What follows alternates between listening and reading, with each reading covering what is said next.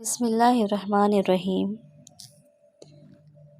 ایک رات سلطان نور الدین زنگی رحمۃ اللہ علیہ نے عشاء کی نماز پڑھی اور سو گئے کہ اچانک اٹھ بیٹھے اور نم آنکھوں سے فرمانے لگے کہ میرے ہوتے ہوئے میرے آقا دو عالم صلی اللہ علیہ وآلہ وسلم کو کون ستا رہا ہے۔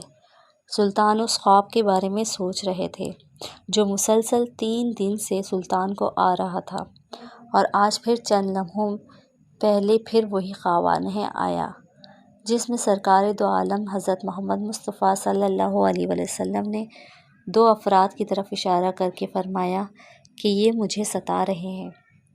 اب سلطان کو قرار کہاں تھا۔ انہوں نے چند ساتھی اور سپاہی لے کر دمشق سے مدینہ جانے کا ارادہ فرمایا۔ اس وقت دمشق سے مدینے کا راستہ 20 یا 25 دن کا تھا، مگر سلطان نے بغیر آرام کیے یہ راستہ 16 دن میں طے کیا۔ مدینہ پہنچ کر آپ نے مدینہ آنے اور جانے کے تمام راستے بند کروا دیے اور تمام خاص و عام کو اپنے ساتھ کھانے پر بلایا۔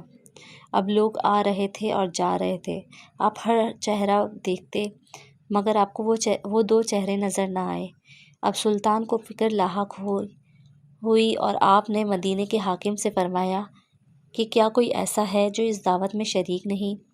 جواب ملا کہ مدینے میں رہنے والوں میں سے تو کوئی نہیں، مگر 2 مغربی زائرین ہیں جو روضہ رسول کے قریب ایک مکان میں رہتے ہیں، تمام دن عبادت کرتے ہیں اور شام کو جنت البقیع میں لوگوں کو پانی پلایا کرتے ہیں، جو عرصے دراز سے مدینے میں مقیم ہیں۔ سلطان نے ان سے ملنے کی خواہش ظاہر کی۔ دونوں زائرین اپنے آپ بہت عبادت گزار ظاہر ہوتے تھے۔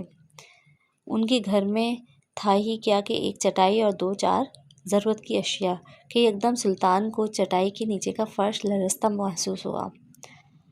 آپ نے چٹائی ہٹا کے دیکھا تو وہاں ایک سرنگ تھی۔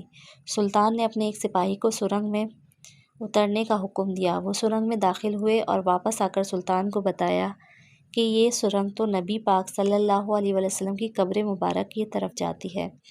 یہ سن کر سلطان کے چہرے پر غیظ و غضب کی کیفیت طاری ہو گئی۔ سلطان نے دونوں زائرین سے پوچھا کہ سچ بتاؤ کہ تم کون ہو؟ حیل و حجت کے بعد انہوں نے بتایا کہ وہ یہودی ہیں اور اپنی قوم کی طرف سے تمہارے پیغمبر یعنی سردار دو جہاں حضرت محمد مصطفیٰ صلی اللہ علیہ وسلم کے جسم اقدس کو چوری کرنے پر مأمور کیے گئے ہیں۔ سلطان یہ سن کر رونے لگے۔ اسی وقت ان دونوں کی گردنیں اڑا دی گئیں۔ سلطان روتے جاتے اور فرماتے جاتے کہ میرا نصیب کہ پوری دنیا میں سے اس خدمت کے لیے اس غلام کو چنا گیا۔ اس ناپاک سازش کے بعد ضروری تھا کہ ایسی تمام سازشوں کو ہمیشہ کے لیے خاتمہ کیا جاتا۔ تو سلطان نے معمار بلائے اور قبر اقدس کے چاروں طرف خندق کھودنے کا حکم دیا، یہاں تک کہ پانی نکل آیا۔ سلطان کے حکم سے اس خندق میں پگھلا ہوا سیسا بھر دیا گیا۔ بعض کے نزدیک سلطان کو سرنگ میں داخل ہو کر قبر انور پر حاضر ہو کر قدمین شریف کو چومنے کی سعادت بھی نصیب ہوئی۔